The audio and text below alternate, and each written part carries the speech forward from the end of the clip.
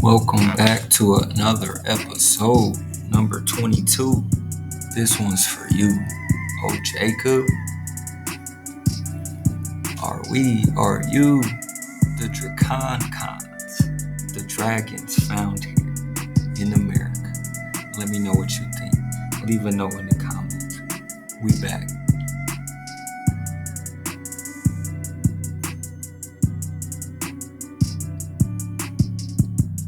I'm just talking lost tribes and promised lands. The seed of Abraham.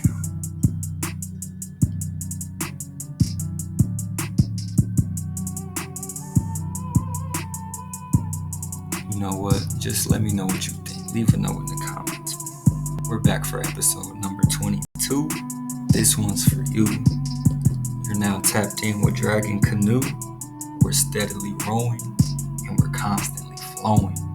All praises to the Most High. Allow.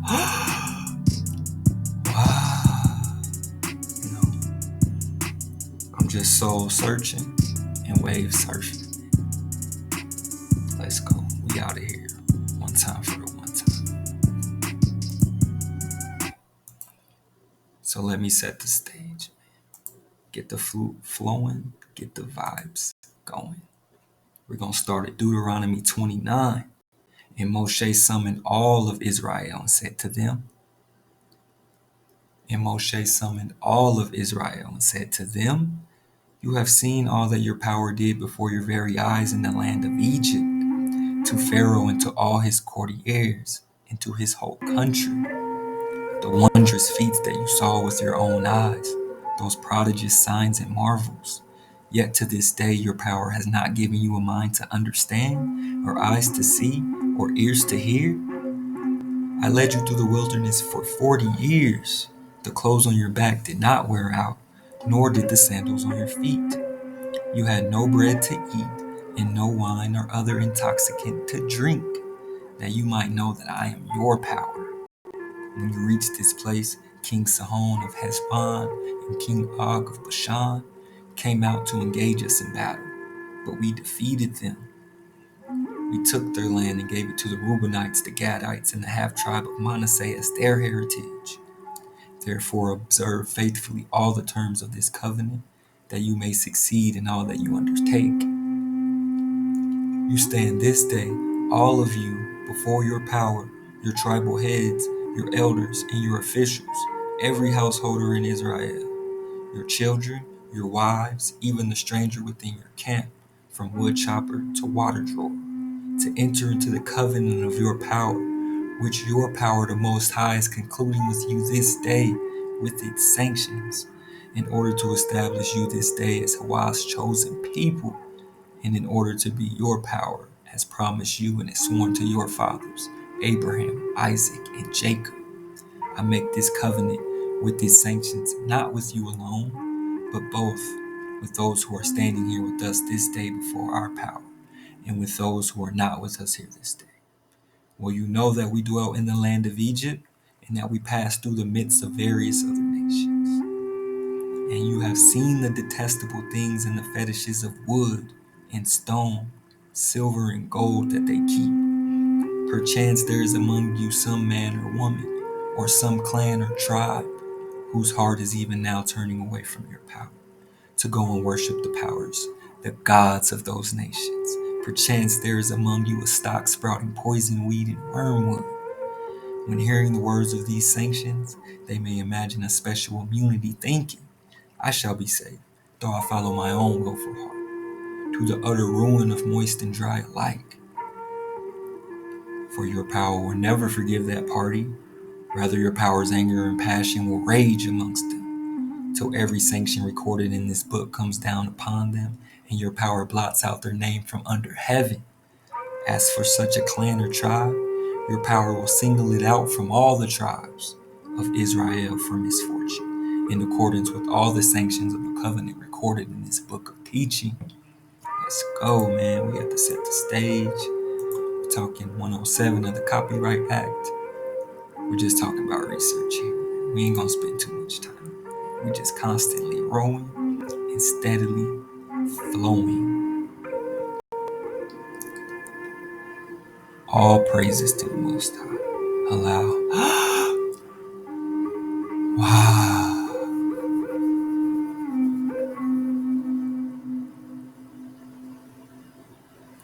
So we're back. Episode number 22. This one's for you, oh Jacob. Y'all let me know what you think, man. For it is fortunate for us that the prophet was willing to recount this legend and that Trowbridge recorded it. For today, only fragments of it are retained by the Shawnees.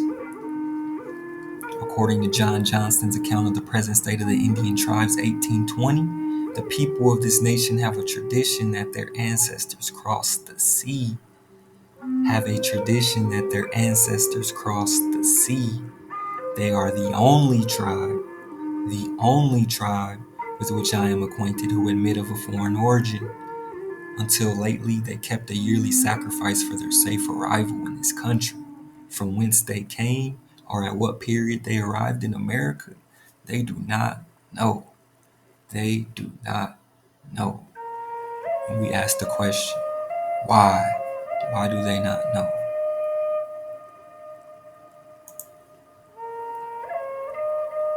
For an American, a native of America, originally applied to the Aboriginals or copper-colored races found here, Americans, but now applied to the descendants of Europeans born in America. For each of the 48 stars in the American flag has a Shawnee name. Each of the 48 stars in the American flag has a Shawnee name. The Indians accepted the stars as witnesses. To their treaty of peace with the whites. Subsequently, when the whites were going to fight, the stars came down to advise the Indians. I said the stars came down to advise the Indians. And when these tribes had confederated, they formed 12 large villages, 12 Knights of the Round Table, or 12 tribes of Israel, right? For the Mashiach is a fighting leader and literally fought their way to the banks of the Mississippi, from whence they proceeded eastward. Right? Crossed the mountains and reached to Delaware a short time before landing of the Quakers. But they did not remain there long, right? From this place they removed to the prairies near Shalakata, which place was named for one of their divisions, the Shalakata, who lived there. The Shalakata. Keep that in your mind. Others went beyond the Mississippi.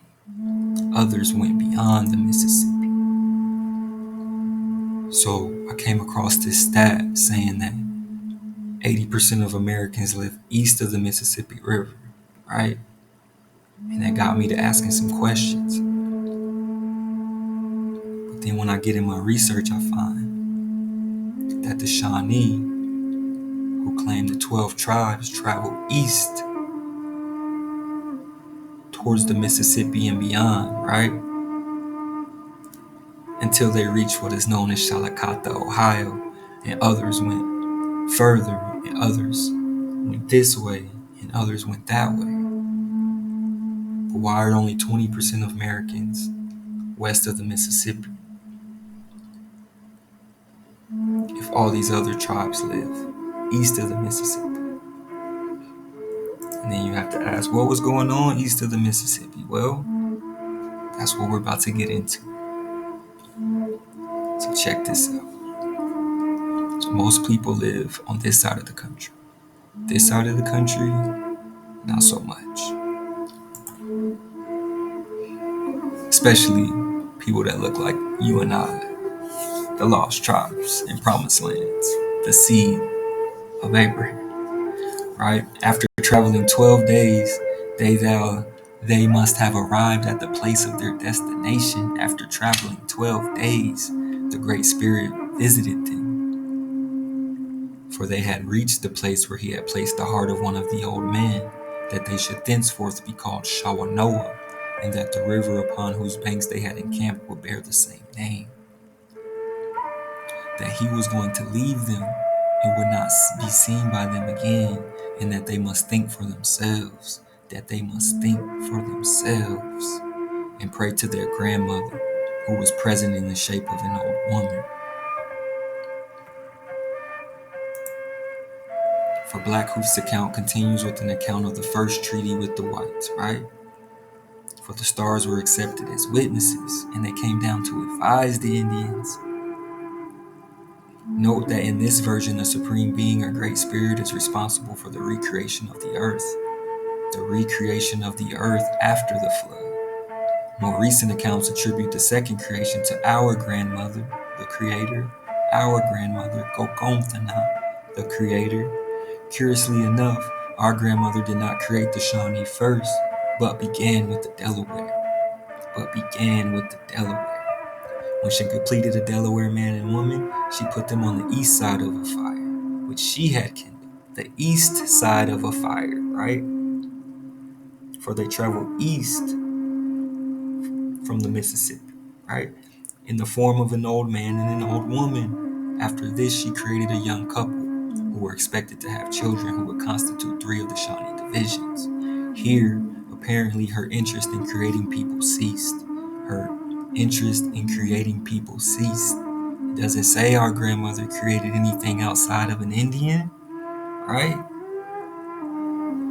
Because this one's for you, oh Jacob. So check this out. Indian villages and land cessions in the Ohio country. Indian villages and land cessions in the Ohio country. So we got track 1, Shalakata, Ohio, the Scioto River, or the Shawnees, right?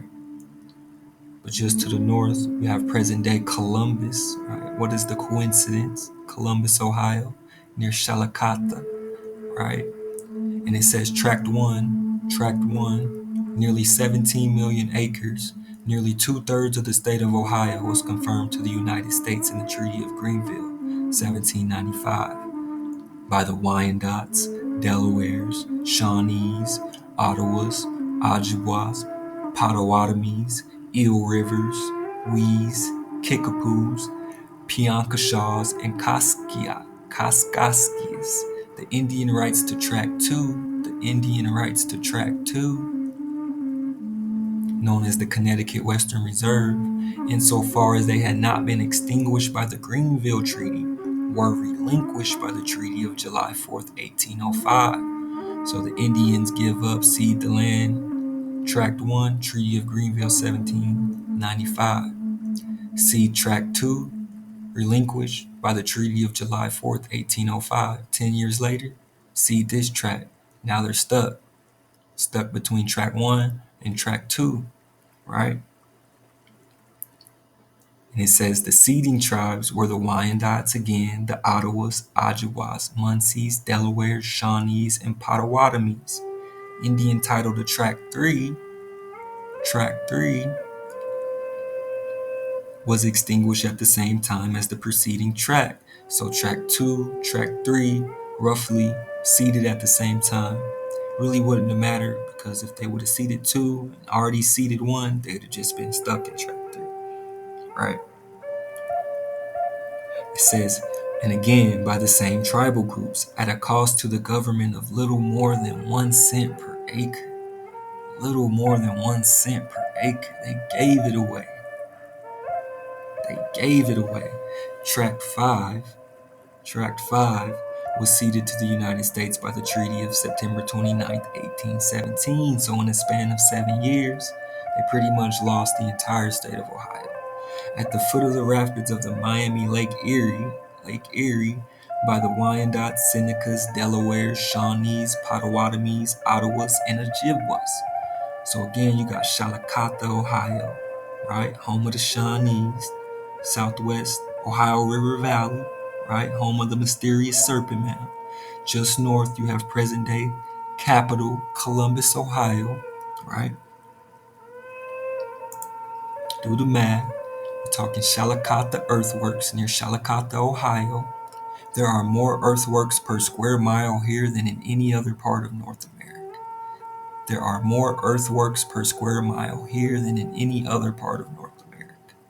Right? Before it was excavated and removed, It was a notable example of a conical burial mound, they say. We're talking Mound City. Mound City, stand up. Chillicothe, Ohio, right? Chillicothe, Ohio, just south of Columbus, present-day Columbus. Mound City, man. It says here, distribution of mounds in the eastern United States, right? Got the Mississippi River, continues up past Illinois, Missouri, Wisconsin. Keep that in your mind. Breaks off Ohio River, Indiana, Kentucky, Ohio, Chillicothe, Ohio, right?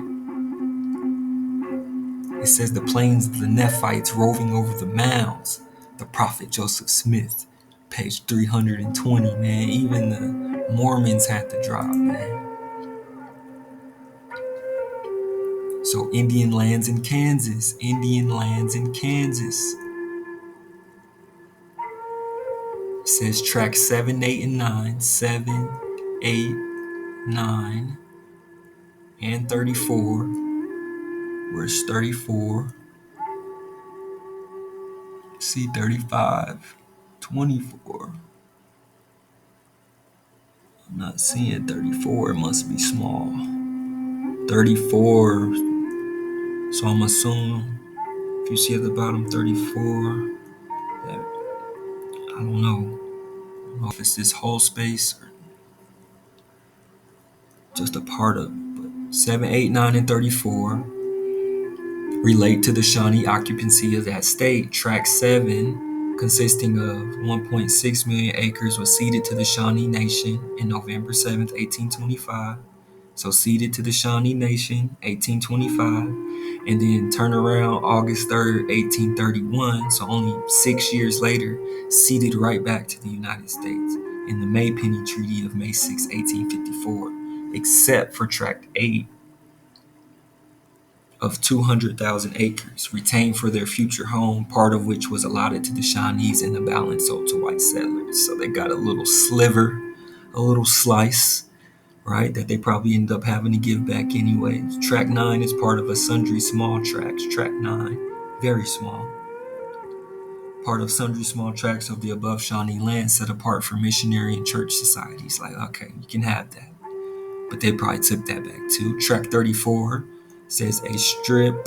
Tract 34 at the bottom, a strip of about 12 sections was ceded by the Quapas to the Senecas, mixed Senecas and Shawnees, Quapas, Peorias, Kaskaskias, Piankashaws, Wees, Ottawas, and Blanchard's Fort, and Roche de Boeuf in certain Wyandottes, and by them ceded to the United States February 3rd, 1867. So 34 is then ceded, right? And again, just giving the land away. What said the land was sold for less than 1 penny per acre? Come on, man. We're just talking Kansas City. We're talking Kansas, right? All that land we just saw was ceded, all the different tribes. Then you still got all these other following down the Mississippi. Pretty much these are mound towns. We got Mound City, Chillicothe, Ohio. So check it out, man. We're just talking Northwest Indian tribes, Northwest Indian vibes. It says they have likewise battled with many tribes from Canada to Florida and from New Jersey to California. So again, we're talking about the Shawnees and their external relations. A tangled history would suggest they have formed formal and informal alliances with many groups from Canada to Florida and from New Jersey to California. That's pretty much all of the United States, including Canada, including Mexico, right? Because that was all part of it too.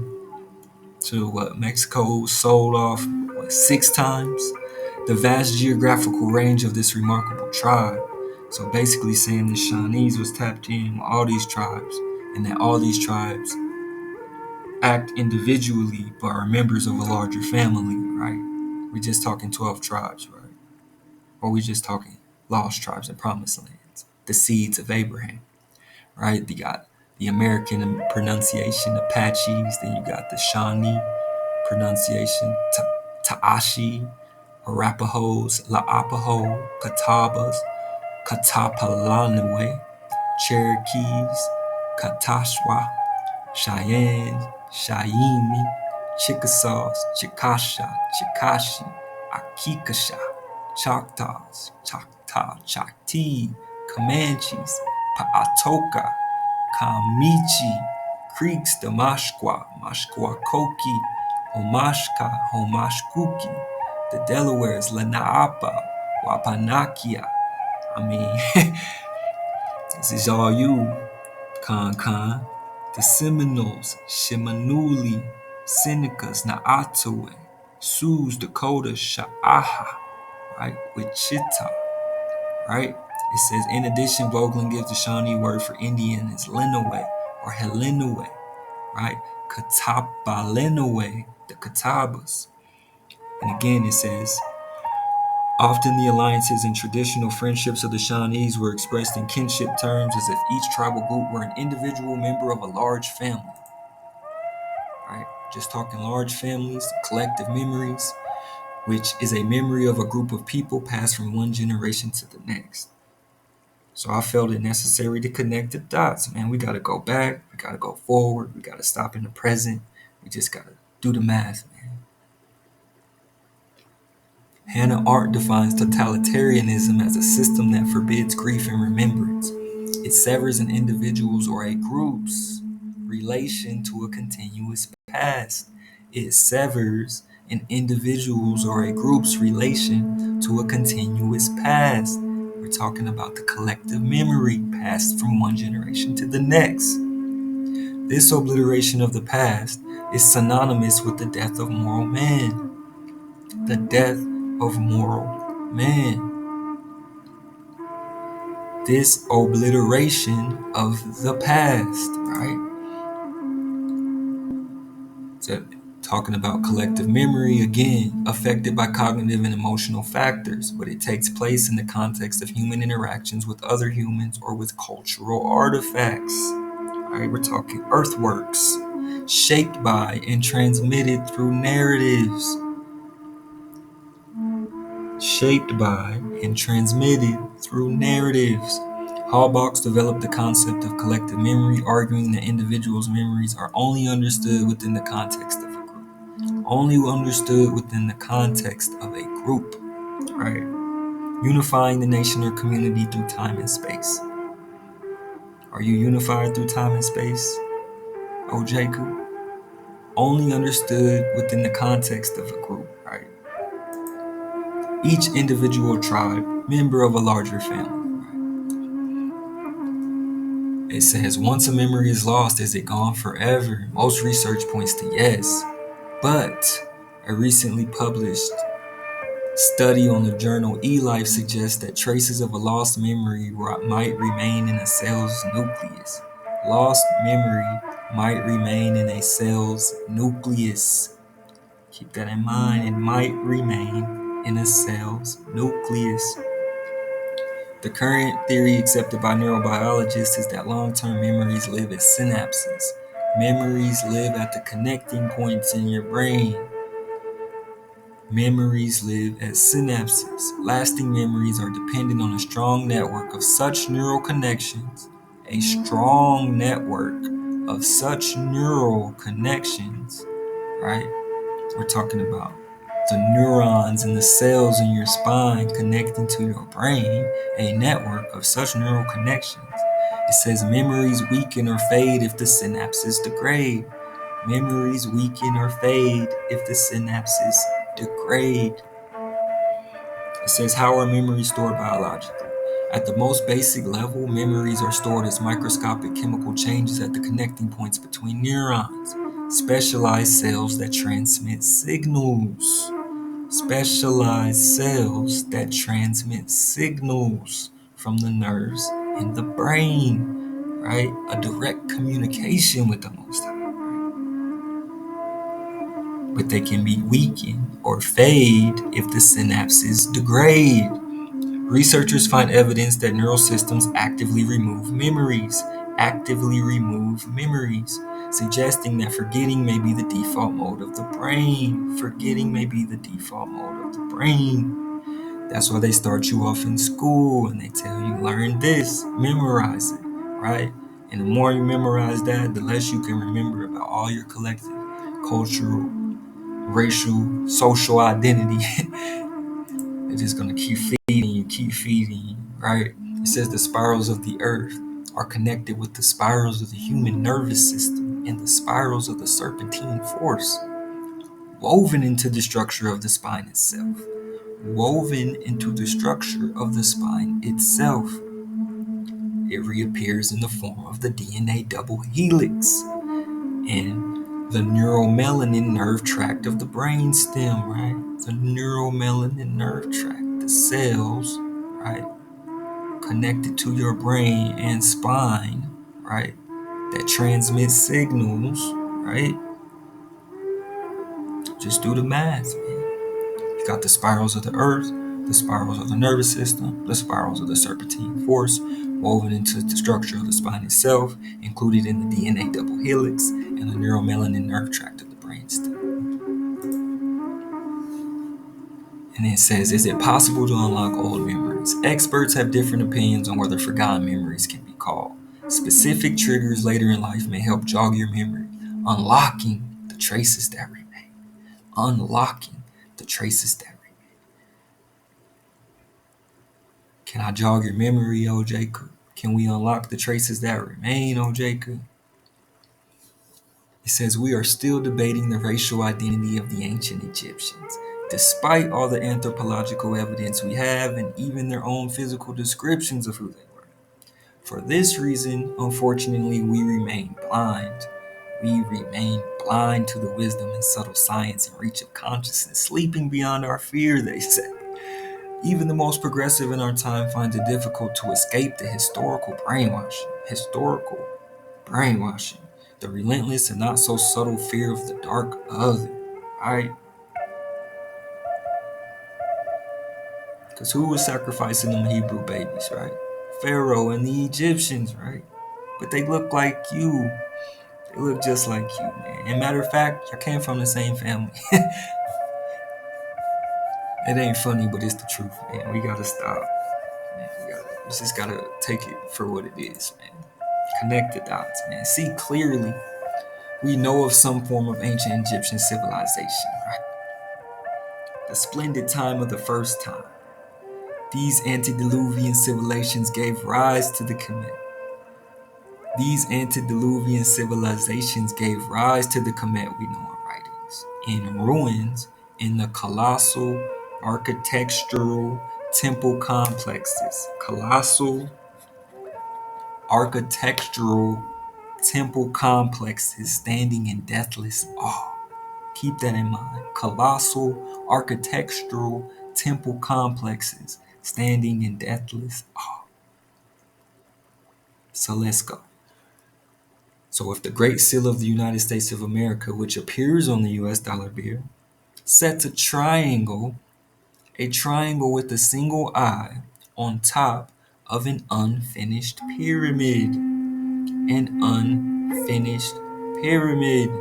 Again, why would the Great Seal of the United States of America, which we know the title was given to descendants of Europeans, originally applied to the Aboriginals, copper-colored tribes found here, why there would be a pyramid, and not just any pyramid, an unfinished pyramid, they say. They're specific about that. An unfinished pyramid on the Great Seal of the United States of America. You tell me, right? You tell me. It says 1747, they abandoned this town and moved south. We're after a war with the Chickasaws. So they're saying the Shawnees are warring with the Chickasaws, right? It says another section moved to the Cumberland, settling near present-day Nashville, Tennessee. And as the French and English competition for control of North American content moved into the Ohio Valley in the 1730s and 40s, the Shawnees found themselves in an increasingly uncomfortable geographic position, right? Because again, not only are you fighting the French and the English, you're at war with your own tribes. Chickasaws, Shawnees, Wyandottes, Delawares, Kickapoos. Come on, man. As the French and English competition for control of North American continent moved into the Ohio Valley, Shawnees found themselves in an increasingly uncomfortable geographic position. Under pressure from both English and French to choose sides, the Shawnees fully realized that no matter which side triumphed, they themselves would be the ultimate losers. Shaking my head, man. But again, we have to connect the dots.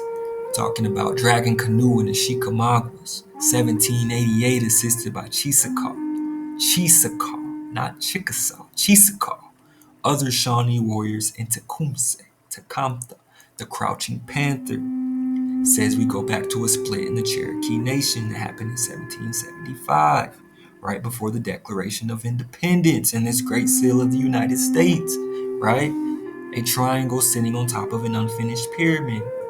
But the accommodation faction of Cherokees thought it was best to assimilate, while the other faction, the Chickamaugas, decided the best approach was resistance. And again, American Revolutionary War, 1776, you got the so-called American settlers battling the English, battling the Indians, battling the French, battling themselves. Again, if you claiming tribe, when did you have time to be a slave? You let me know. And if you were a slave, I ask, if you were a slave from a foreign land, how do you know? How do you know to use the stars to find your location to go north? Man, you just tell me. I don't know, man. I'm just riding away. Steadily rejecting these possibilities, scholars then coined the terms mound builder or mound people, right? Colossal, structural, architectural complexes standing in deathless awe. They built complexes and left, they say. Where'd they go? Where they gonna go? Never to be heard from again. The Native Americans, it was claimed, then arrived and took the land, right? So they giving you it's like double speak here, right? And the mound people, and then the Indians took their land, and then that basically helped justify the Europeans' colonial land theft. So again, what are they even talking about, right? As we can see, Chillicothe, Ohio, Mound City, Southwest Ohio Valley, is the same region where the Shawnees and Tecumseh was born. It says, European and American settlers refused to believe that Native Americans had built the thousands of mounds which dotted the North American landscape, because they were considered the natives primitive savages lacking the skill and vision required for such monumental work. Damn, ain't give you no credit. Then it goes on to say that the lost nation of Atlantis and various biblical personages are associated with the building of the mound complexes. At this point, I could shut the video off and there wouldn't even be nothing left for me to say. Do the math. We're talking Atlantis, right? The sons of Adam, right? Enoch, biblical personages, Moshe, right? The Shawnee have a legend that their ancestors crossed the sea, right? I mean, you tell me. It says documentation of Indiana's earthworks began as early as the 1790s. Remember 1788, Dragon Canoe and Chickamaugas, assisted by Cheesecaw, other Shawnee warriors in Tecumseh, right? We're talking about it's going down in Prophetstown, Indiana. It says earthworks are found in almost every county. Mound builders, they say they build extensive earthworks from the Great Lakes down through the Mississippi River Valley and into the Gulf of Mexico region. Right? So they all over the place, man. Again, we got the Shawnee, the Miami, the Wee, the Potawatomi, Delaware, Wyandotte, Kickapoo, Piankashaw, Chickasaw. It says a series of treaties in the late 18th and early 19th century.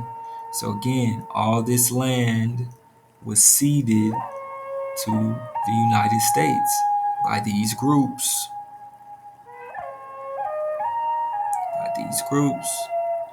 But again, remember what happened. There was a split in the Cherokee Nation. You had the accommodation faction of the Cherokees, and then you had the Cherokees, the Chickamaugas, who felt the best plan was to resist. And if you're fighting against not only your own people, but the French and the English, I mean, you can only fight a war on so many fronts, man. talking earthworks, an embankment or other construction made of earth. Made of earth. The operations connected with excavations and embankments of earth, not wood and stone, of earth. A work of art consisting of a portion of land modified by an artist. So let this settle in, right? We're talking altar, right? We're talking colossal, structural, architectural complexes standing in deathless awe, right? A high or high place, and therefore the altar is symbolic of the holy mountain, given that it is raised above, a focus for holy rites. It is raised above. For the Great Seal of the United States is a triangle above an unfinished pyramid. Watson Break is considered the oldest earthwork mound complex in North America. It is older than the ancient Egyptian pyramids. It is older than the ancient Egyptian pyramids or Britain's Stonehenge. Again, we're talking colossal, structural, architectural complexes standing in deathless awe. Claim to be older than the ancient Egyptian pyramids, but we're not focused on the time period because this probably not happened not too long ago. So we can see 1788,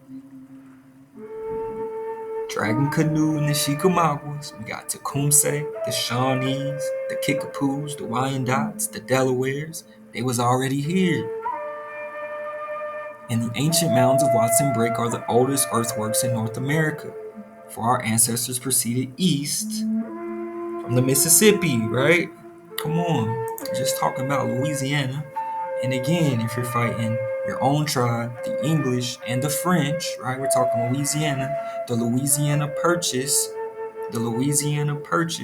which was sold to the United States with the Great Seal of a triangle on top of an unfinished pyramid, man. We're just talking altars, we're talking high ground, we're talking Watson Break mounds, man. Let's go. Let me know what you think. Leave a note in the comments. Am I reaching? Is it making sense to you? If you like it, give me a thumbs up. If you don't, give me a thumbs down, man. Either way, I'm just connecting the dots, man. It don't make me no difference. It says Ohio Serpent Mound was built by the ancestors of the American Indian tribes with historic ties to the Ohio Valley. They believe it was created to mirror Halley's Comet.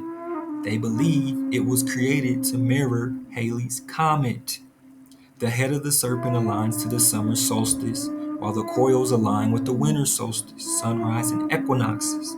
Constructed for astronomical purposes, but who built it continues to be debated. It's a joke, right? Continues to be debated. We know who was there. It just told us. It says Serpent Mound, one of North America's most spectacular effigy mounds. Serpent Mound is a gigantic earthen sculpture representative of a snake, built 1000 AD by the Four Ancient Culture. The earthwork was likely a place of ceremonies dedicated to a powerful serpent spirit. The site is located on the edge of a massive crater, right? We're talking Halley's Comet, we're talking asteroids or presters, a meteor thrown from the clouds with such violence that by collision it is set on fire. A meteor thrown. Somebody threw a meteor from the clouds. And this is where the Serpent Mound sits, on the crater of an asteroid. And the Serpent Mound said to be mirrored to Halley's Comet. So, connect the dots, do the math. A meteor is also conceptualized by the Shawnees as a great crouching panther, hence the name of the great 19th century chief Tecumseh, the crouching panther, right? Who assisted Dragon Canoe and the Chickamaugas to resist American settlers. Sometimes translated as Crouching Panther and sometimes Shooting Star. Right? For the stars came down to advise the Indians. Right? That's what it said. The stars are thought to have special powers and are spoken of as our grandmother's partners. Like the thunderbirds, who may be directly appealed to for rain. The stars may also be so addressed. The stars may also be so addressed. Right? Because again, if you're a slave, if you claiming slave, how the hell do you know to follow the North Star to quote unquote freedom? Nobody's telling us. We never learned about this in the story that between the Big Dipper and the Little Dipper is the constellation Draco, the coiled serpent, which is the astronomical image of the terrestrial serpent mound in southwest Ohio Valley that mirrors the image of Halley's Comet that's built alongside an asteroid crater. Come on, man. Come on. I can't make this up. Again, then just check out, we got Ursa Minor here, right? Ursa Minor. And then you got Draco, Rastaban. Again, a comet, meaning from the Greek kometis, meaning hair of the head, stars with hair. Hair of the head, stars with hair. A depiction of Halley's Comet appears on the Bayeux Tapestry. They said the terrestrial serpent mound, it mirrors Halley's Comet. Same time, 1066, they say, right? This, however, is a relatively recent record. Again, they can tell you it was, oh, this is from a million years ago. I mean, you don't know that. They're saying also that it's relatively recent. Our ancestors could have built this, 200, 300, 400 years ago, but they'll tell us it was built a million years ago, and we don't even know who these people are. Come on, man. For Tecumseh, whose name in Shawnee means shooting star, blazing comet, was born in 1768 in the western Ohio Valley. Shooting star, blazing comet. Born in 1768, they say Halley's Comet appears every 75 to 76 years. Apparently, the last time we saw it was in 86. Do the math.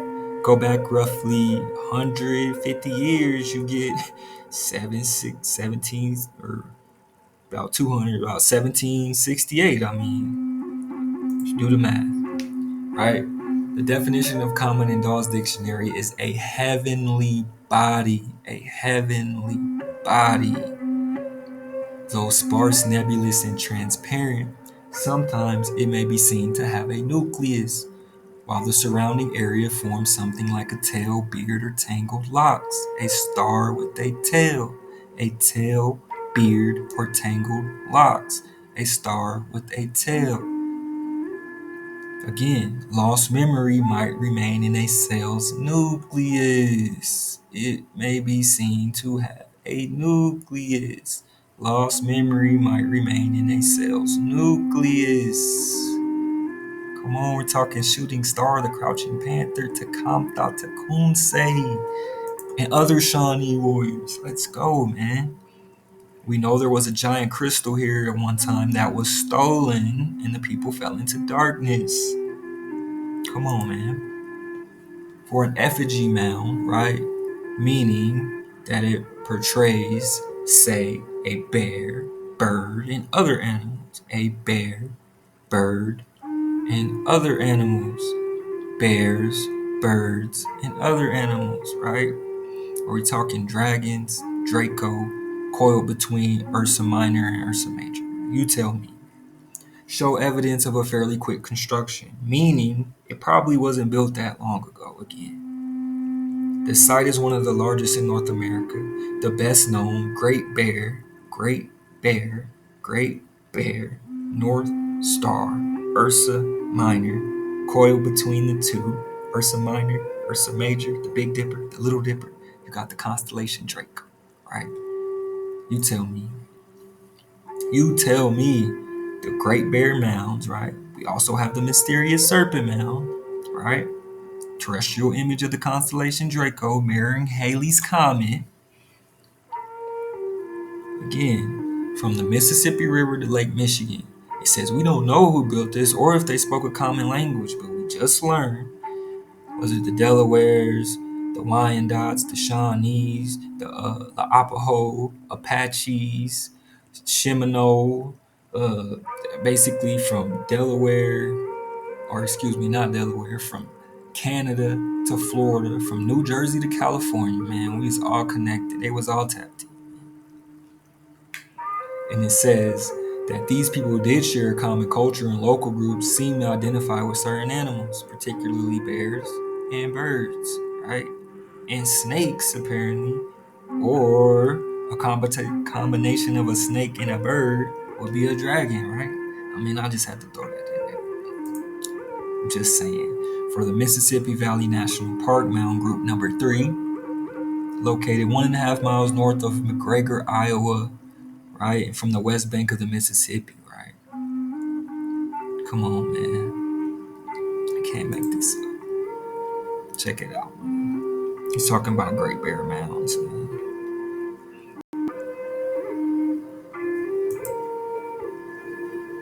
Great Bear Mounds, man. Come on. For Poverty Point is a complex of 6 mounds and 6 semicircular ridges built about 1500, they say. Earthquakes with this time site was the largest in the Western Hemisphere. I feel like they've said that about every mound. But the point is, the Great Seal of the United States sits a triangle on top of an unfinished pyramid. I mean, you can't it's right there they put it right in your face. The Great Seal of the United States, a triangle on top of an unfinished pyramid. An unfinished pyramid. Observatory Hill Mounds, right? On the campus of University of Wisconsin-Madison, you'll find that a lot of these mounds are on college campuses, privately owned institutions, I should say, right? It says one in the shape of a large bird, again, a large bird, and the other known as the two-tailed water spirit. Again, are we talking about dragons here? Or are we just talking about big-ass birds? Two-tailed water spirits, snakes, bears. I mean, you let me know what you think. Leave a note in the comments. It says the other mounds were destroyed. The other mounds were destroyed between 1900 and 1922 by the university, of course. It says a Native American village or city was once located at this site based on artifacts discovered. Of course, you're sitting right on top of it. Probably a burial ground. Probably shouldn't be there. I mean, I know that anyone at University of Wisconsin knows anything about large birds and two-tailed water spirits. You tell me. It says Wisconsin has a large number of such mounds, although many have been destroyed. There may have been more than 15,000 mounds in the state. Now only perhaps 4,000 of these remain today. So again, why are these universities sitting on top of these artifacts, man? A new study shows the LSU, Louisiana State, right? We're talking Louisiana Purchase, French sold to the English, American Revolutionary War, the Great Seal of the United States, is a triangle sitting above an unfinished pyramid. Again, are the oldest known human-made structures in North America. They say. We don't know how old they are. We could have just built them and just forgot the shit. I mean, at this point, the research says that it's possible, right? It says we began excavating sites, removing artifacts, and publishing their discoveries, probably only publishing what they wanted you to see, right? Private citizens then sometimes purchased the mound sites to preserve them. Private citizens, private universities, institutions, government agencies. I mean, come on, man. For totalitarianism can only exist with an obliteration of the past. All right, we're talking giant, large birds and two-tailed water spirits. All right, on the University of Wisconsin-Madison Observatory Hill Mound Group. Can't make this up. Again, got the Pinson Mounds turned into a museum, a state park, right? Got mounds all over the place. Because again, the Great Seal of the United States is a triangle on top of an unfinished pyramid. Right? We're talking colossal, structural, architectural complexes, standing in deathless awe. in deathless awe. You can't destroy the earth mound. You can try, right? This isn't wood and stone. This is earth. We're talking about a triangle above an unfinished pyramid. For the Cahokia Mounds are named after the tribe that lived there. It says the city was the largest urban center on the continent, right? For an altar is a high place, right? The tallest at the site requiring 814,000 cubic yards of earth rising to a height of 100 feet. Of the 120 mounds built, 80 survived, right? They even say there is a solar calendar here known as Woodhenge. A solar calendar, much like the mysterious Mayas, man. But we're talking Cahokia, Illinois, right? Well, even that University of Illinois, they're the fighting the lineup. I mean, you got Indianapolis, Indiana. I mean, it's all right in front of you. Chicago, Chickasaw. I mean, Ohio, Wisconsin, Michigan. And the list goes on, man. It says a high level of sophistication, which is mirrored in the engineering skill evidenced by the construction of the mounds, right? It said that the mounds could have been attributed to biblical personages. Are we talking King Solomon, the original Freemason, the father of Freemasonry, right? Or are we just talking about just some random tribes that just disappeared, built all this, and just went about their way, man? We ain't going nowhere, man. We're talking about the Great Seal of the United States is a triangle above an unfinished pyramid, right? Colossal, structural, architectural complexes standing in deathless awe. Come on, man. You got the Mississippi, you got St. Louis, East St. Louis, Cahokia Precinct, Indian Lake, Cahokia Creek, right? The Tuckabashie Creeks in Alabama, right? Come on, man. Unfinished pyramid. I mean, colossal structural, architectural complexes standing in deathless awe, right? Etowah, right? 1776, American Revolutionary War, right? It's not that long ago, man. I'm telling you. Etowah, the ancient Indian city, again, colossal, structural, architectural, mega complexes standing in deathless awe. Talking Georgia, right? Again, an unfinished pyramid, Moundville, Alabama. So we got Mound City, Chillicothe, Ohio. We got Moundville, Alabama, right? Near Black Warrior River Valley, right? Moundville, right? Let's get it, man. Can't make this up, man. Let me know what you think. Leave a note in the comments. We're just talking unfinished pyramids. Colossal, structural, architectural complexes standing in deathless awe. Come on, man. They're not. It's earth. You can't go nowhere.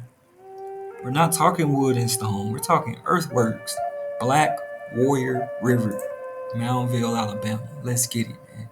Shout out to the Gump, man. Colossal structural, architectural, mega complexes standing in deathless awe. I mean, let me know what you think. We on episode 22. This one's for you, oh Jacob, right? It says feathers, headdresses, fur and feather coats, statuary, wood, or copper was found. Craig Mound was looted and partially destroyed. They purposely blew up the central chamber of the mound for unknown reasons, right? To sever your connection to the past, right? The complete obliteration of the past. Purposely blew up the central chamber of the mound for unknown reasons. Prehistoric gateway, present day enigma, man. We're just talking unfinished pyramids, right? The Mississippian culture, Spiral, Oklahoma, Texas, Louisiana, Arkansas, Mississippi, come on, Alabama, man, Kentucky, Tennessee, Indiana, Illinois, Missouri, Michigan, Wisconsin, man. We're talking about you, oh Jacob. Man, I'm just happy to be back. Appreciate anybody that stuck with me through the end of the video. Let me know what you think. Leave a note in the comments, man. You're now tapped in with Dragon Canoe. We're steadily rowing and we're constantly flowing. All praises to the Most High. Halal. Wow. I'm just soul searching and wave surfing. Let's go. We out of here. One time for the one time.